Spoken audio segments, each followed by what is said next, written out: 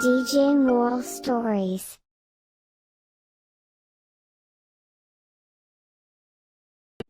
पाद मारने वाली बहू। ईशानी एक बहुत ही खूबसूरत लड़की होती है जिसे एक बड़े डॉन मंगू से प्यार होता है। उसके माता पिता चंद्रेश और सुमित्रा को ईशानी का मंगू से प्यार करना सही नहीं लगता, इसलिए उन्होंने उसकी शादी दिव्यम नाम के एक लड़के से पक्की की होती है। नहीं मां नहीं, मैं दिव्यम से शादी नहीं करूंगी। मुझे प्यार है तो सिर्फ और सिर्फ मेरे जिगर के टुकड़े, मेरे गोलगप्पे, मेरे बाबू सोना मंगू से ही। और आप इस लैला और उसके मजनू के बीच के दुश्मन नहीं बन सकते। अरे चुप हो जा गधी, वरना एक थप्पड़ लगाकर तेरे प्यार का सारा बुखार उतार दूंगी मैं। ईशानी बेटा, दिव्यम एक बहुत ही अच्छा लड़का है और उसका परिवार भी काफी नेक विचारों वाला है। तो क्या पापा, मैं उनके नेक विचारों का अचार डालूं क्या? ईशानी बेटा, बस बात हो गया तुम्हारा। अब एक शब्द नहीं, तुम्हारी शादी होगी तो बस दिव्यम से होगी।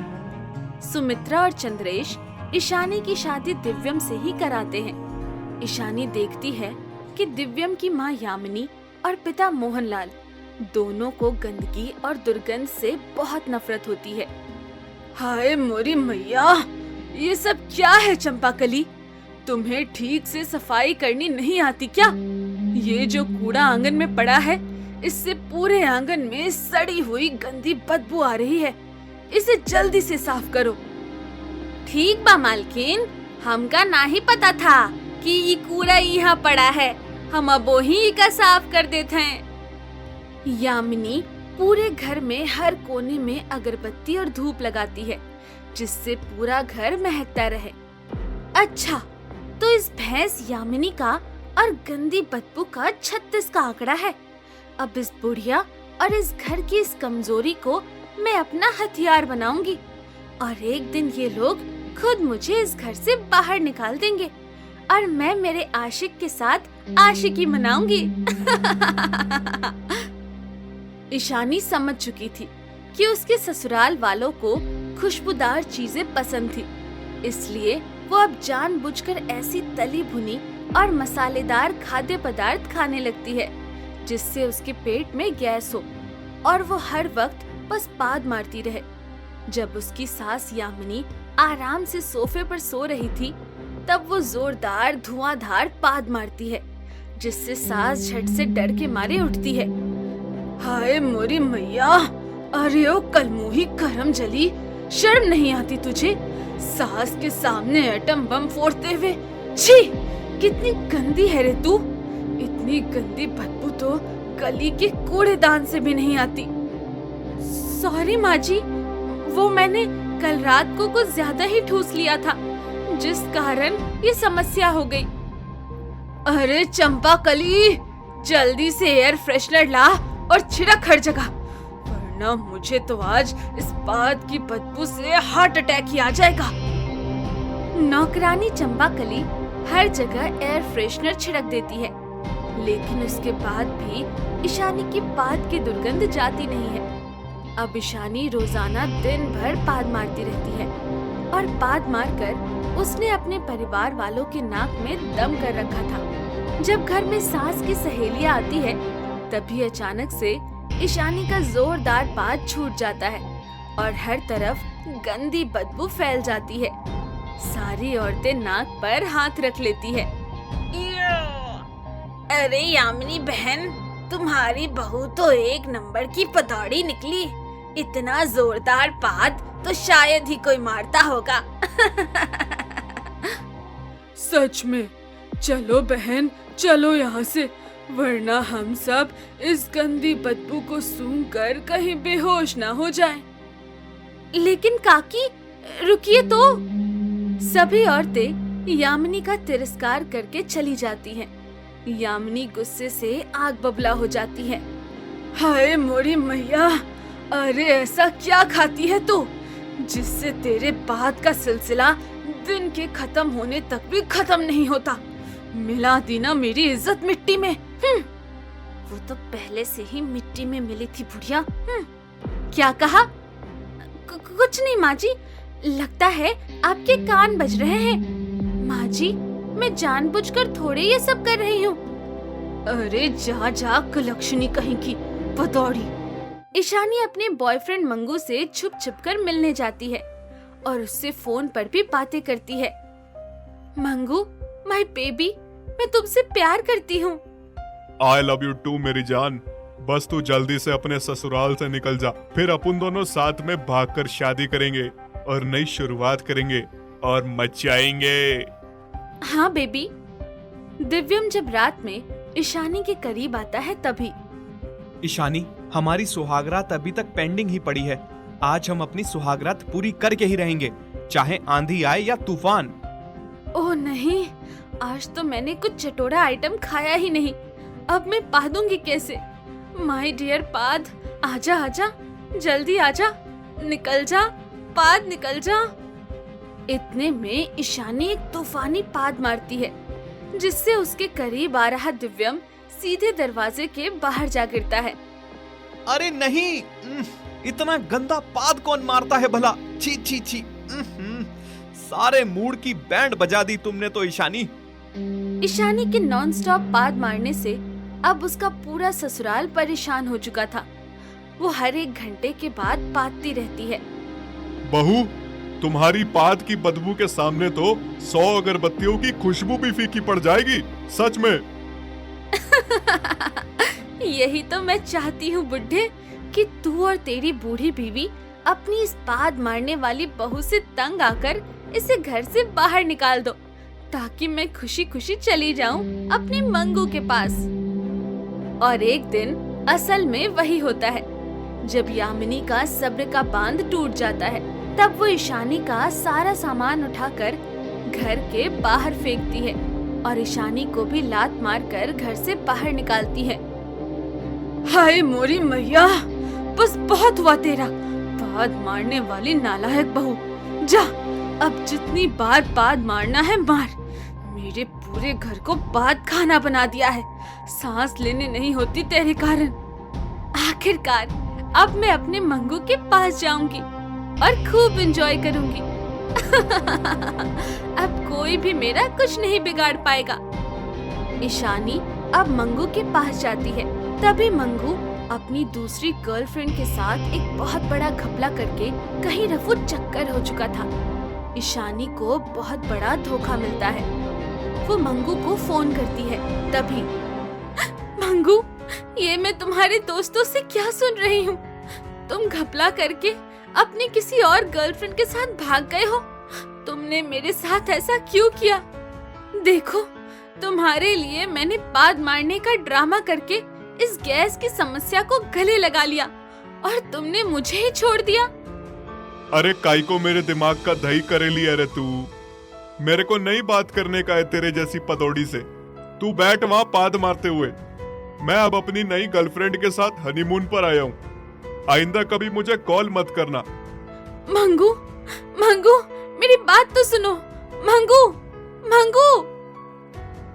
मंगू ईशानी का फोन कॉल कट कर देता है और ईशानी अपना सिर पकड़कर फूट फूट कर रोने लगती है। अब मैं क्या करूंगी? ना मैं इधर की रही ना उधर की। ये मैंने क्या कर लिया? ऊपर से ये गैस की समस्या अलग। माँ पापा भी अब मुझे नहीं अपनाएंगे। दिव्यम जैसा भी था, वो मुझसे बेशुमार प्यार करता था। माँ जी और पापा जी भी बहुत अच्छे थे। सब कुछ इतना सुलझा हुआ होने के बावजूद भी मैंने खुद ने ही अपने हाथों से रायता फैलाया। अब मेरा जीकर कोई फायदा नहीं। अब मैं जा रही हूँ अपनी जान देने। ईशानी अपनी जान देने जाती है। तभी वहाँ पर दिव्यम आ जाता है और वो उसे जान देने से रोक लेता है और उसे अपनी बाहों में उठाकर अस्पताल ले जाता है और उसकी गैस की समस्या के कारण उसे डॉक्टर को दिखाता है और सही दवाइयाँ लेकर वो उसे फिर से घर लाता है।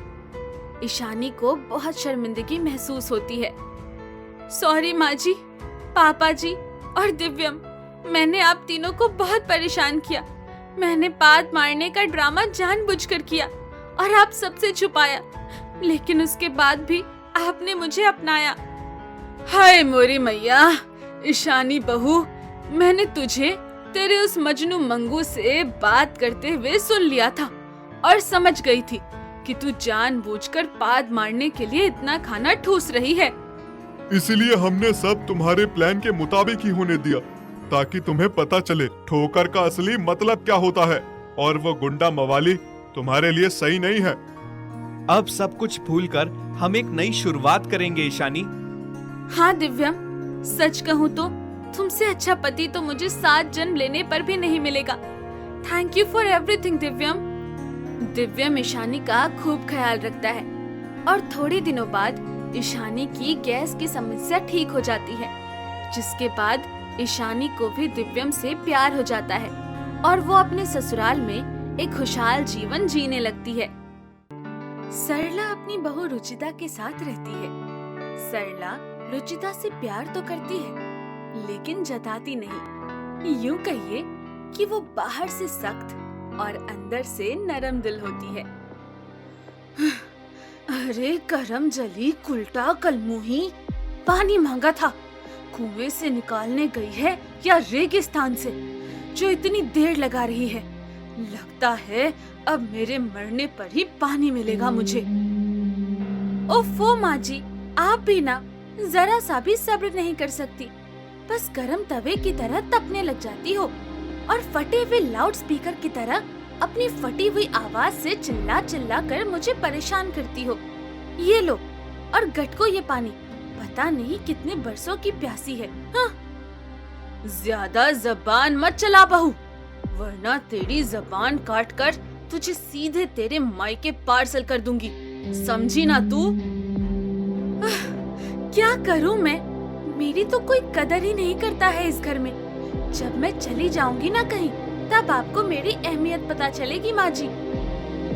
अरे जा जा, सरला अवस्थी को किसी के आने और जाने से रत्ती भर का भी फर्क नहीं पड़ता। हाँ। रुचिता हमेशा हर लड़ाई में बस यही कहती रहती है कि जब वो चली जाएगी तभी सरला को उसकी अहमियत का अंदाजा होगा। अरे रुचिता बहू, ये तूने पराठा बनाया है या नरलोक का नक्शा? अरे काम ही ना काज की, दुश्मन अनाज की। ढंग की गोल रोटियां तक बनाने नहीं आती है तुझे तो, लानत है तुझ पर। माँ जी, शुक्र मनाओ कि मैं आपको जैसा भी हो खाना टाइम से दे तो रही हूँ, वरना आजकल की मॉडर्न चुड़ैल बहुएं मेकअप और फोन से ही फुर्सत मिल जाए तो भाग खुल जाए। इसलिए मैं कहती हूँ कि जब मैं चली जाऊंगी तभी आपको मेरी अहमियत पता चलेगी। एक दिन जब सरला और रुचिता दोनों सास बहू एक रिश्तेदार को मिलकर अपने घर जाने के लिए रेलवे स्टेशन पर जाती है, तभी माँ जी, मुझे जोरों से टॉयलेट आई है, मैं अभी आई। कौन कहता है तुझे टंकी भर पानी पीने? गधी कहीं की, चल जा और जल्दी आ, सो मत जाना बाथरूम में ही। रुचिता रेलवे स्टेशन के बाथरूम में जाती है, लेकिन वहाँ पहले से ही ढेर सारे लोगों की लाइन लगी हुई होती है, इसलिए रुचिता फिर से आती है। हो गई तेरी टंकी खाली, अब चल जल्दी। नो माँ जी, टंकी अभी तक वैसी की वैसी ही भरी हुई है, क्योंकि बाथरूम के बाहर ढेर सारे लोग अपने रायते को फैलाने से कंट्रोल करते हुए खड़े हैं। मैं एक काम करती हूँ, वो वहाँ ट्रेन का डब्बा खाली लग रहा है, उसमें जाती हूँ, उसमें बाथरूम होगा ही। ठीक है, लेकिन इस बार टंकी खाली नहीं करके आई तो तेरा सर फोड़ दूंगी, सच कह रही हूँ। रुचिता उस ट्रेन में टॉयलेट करने चली जाती है, लेकिन रुचिता के चढ़ते ही वो ट्रेन चलने लगती है। रुचिता उस ट्रेन में चली जाती है, जिसे देख सरला घबरा जाती है। अरे नहीं, बहू, रुचिता बहू, भाई साहब, ये ट्रेन जो अभी अभी गई है यहाँ से, वो किस ओर जाती है? बहन जी, वो ट्रेन तो लाहौर जाती है। क्या? लाहौर? यानी पाकिस्तान? नहीं। सरला यहाँ रेलवे स्टेशन पर हर तरफ जाकर सबको बताती है कि उसकी बहू गलती से पाकिस्तान जा चुकी है, लेकिन रेलवे स्टेशन पर सभी अपने कामों में इतना व्यस्त होते हैं कि कोई बेचारी बूढ़ी सरला की एक नहीं सुनता। वहीं रुचिता को ट्रेन में पता चलता है कि वो लाहौर की ट्रेन है। क्या? ये आप क्या कह रहे हो भाई? ये लाहौर की ट्रेन है? नहीं, ऐसा कैसे हो सकता है? आप लाहौर में कहाँ रहते हैं और इतनी घबराई हुई क्यों लग रही हो? आप पाकिस्तान से नहीं हो क्या? रुचिता घबराते हुए ट्रेन में यहाँ से वहाँ भागती है और सबको बताती है कि वो गलती से लाहौर की ट्रेन में बैठ चुकी है। लेकिन स्टेशन पहुँचने पर स्टेशन मास्टर और अन्य पाकिस्तानी पुलिस उसे स्टेशन में अपने कब्जे में कर लेते हैं और जासूस घोषित कर देते हैं। चुप रहो तुम। हम अच्छी तरह से जानते हैं कि तुम एक जासूस हो जो भारत से पाकिस्तान गलती से नहीं बल्कि जानबूझकर आई हो।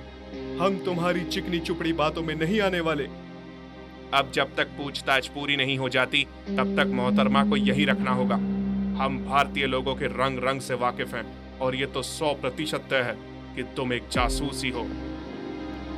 नहीं इंस्पेक्टर साहब, मेरा यकीन कीजिए, मैं एक जासूस नहीं हूँ। मैं गलती से दिल्ली से लाहौर वाली ट्रेन में बैठ गई। झूठी और बेबुनियाद कहानियां बनाना बंद करो। तुम कोई दूध पीती बच्ची नहीं हो जो जाने अनजाने में गलती से किसी गलत ट्रेन में बैठ जाएगी।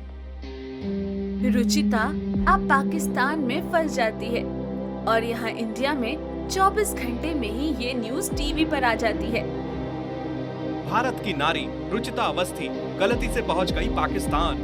पाकिस्तानियों ने कर दिया उसे जासूस घोषित। भारतीय पुलिस और सेना अपनी पूरी कोशिश कर रहे हैं उसे फिर वापस लाने की। ये न्यूज देखकर सरला को बहुत रोना आता है और रुचिता का पति जतिन और ससुर प्रीतम लाल दोनों भी अपनी पूरी कोशिश करते हैं रुचिता को फिर वापस लाने की। 2 दिन बीत जाते हैं लेकिन अभी तक रुचिता वही पाकिस्तान में होती है। माँ, हम और भारतीय सेना पूरी कोशिश कर रहे हैं। जल्द ही रुचिता हमारे बीच होगी, देखना आप। अरे निगौरे निकम्मे नालायक, 2 दिन हो गए हैं और अभी तक तुम सब कोशिश ही कर रहे हो। हाँ, सही कहती थी मेरी बहू। उसके जाने के बाद आज मुझे पता चल रहा है कि वो मेरे लिए कितनी कीमती थी। और हाँ, आई मिस यू मेरी बहू रानी। सरला अब ठान लेती है कि वो अब हाथ पर हाथ धरे नहीं बैठेगी। बस बहुत हो गया, अब मैं हाथ पर हाथ धरे नहीं बैठने वाली हूँ।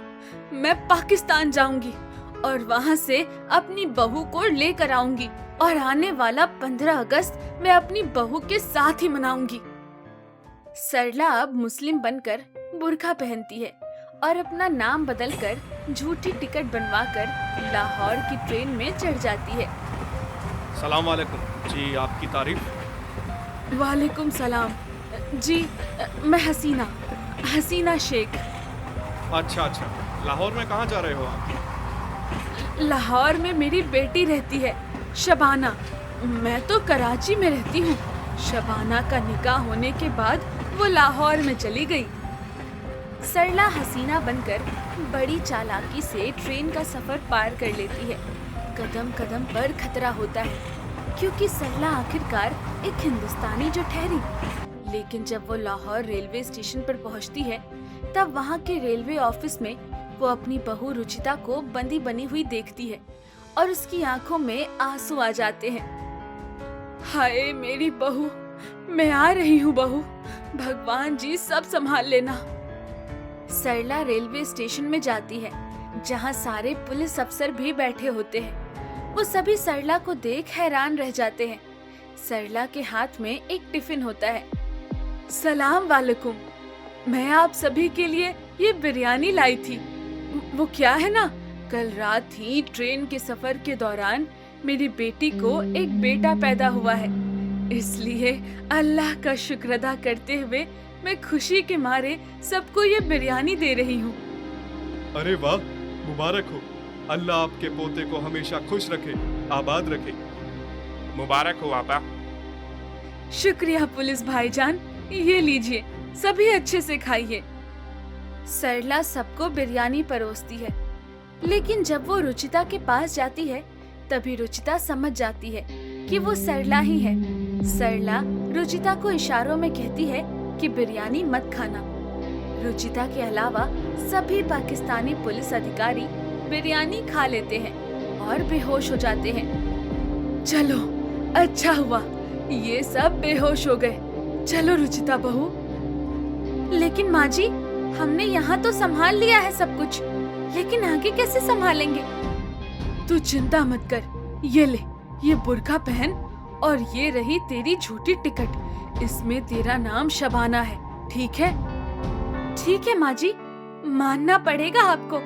आप तो एकदम चंट और चालू निकली। अरे कल मुही, जबान मत चला, पैर चला जल्दी जल्दी, गधेड़ी कहेगी। रुचिता भी जल्दी से बुर्का पहन लेती है और सबसे नजरें छिपाते हुए दोनों सास बहू बड़ी ही सावधानी से दिल्ली की ट्रेन में बैठकर फिर से अपने शहर आ जाते हैं और हिंदुस्तान में आकर वो पुलिस अधिकारियों के पास जाते हैं। पुलिस अधिकारी रुचिता को अपने देश में फिर से देखकर बहुत खुश हो जाते हैं और सरला की सराहना करते हैं। थैंक यू माँ जी, अगर आप मुझे वहाँ से बचाकर फिर से अपने देश में नहीं लाती तो ना जाने क्या हो जाता। मैं बहुत खुशकिस्मत हूँ कि मुझे आप जैसी सास मिली। चल डोबी डफोड़, ज्यादा सेंटी मत हो अभी और फटाफट घर चल, फिर हम दोनों डांस की प्रैक्टिस करेंगे। कल 15 अगस्त है, कॉलोनी में हम दोनों को डांस में फर्स्ट प्राइज जीतना है, याद है ना? अरे हाँ। रुचिता जी और सरला जी, हम चाहते हैं कि कल का तिरंगा आप दोनों ही फहराएं, क्योंकि आप दोनों ने एक बहुत ही साहस वाला काम किया है और पूरे देश को आप दोनों की देशभक्ति पर पूरा गर्व है। आपका बहुत बहुत धन्यवाद इंस्पेक्टर साहब, आपने हमें इतना काबिल समझा। अपने झंडे को फहराना ये तो हमारा सौभाग्य होगा। और इसी के साथ 15 अगस्त के समारोह में रुचिता और सरला दोनों सास बहू तिरंगा फहराते हैं और खुशी से पूरा भारत आजादी की जीत यानी स्वतंत्रता दिवस मनाता है।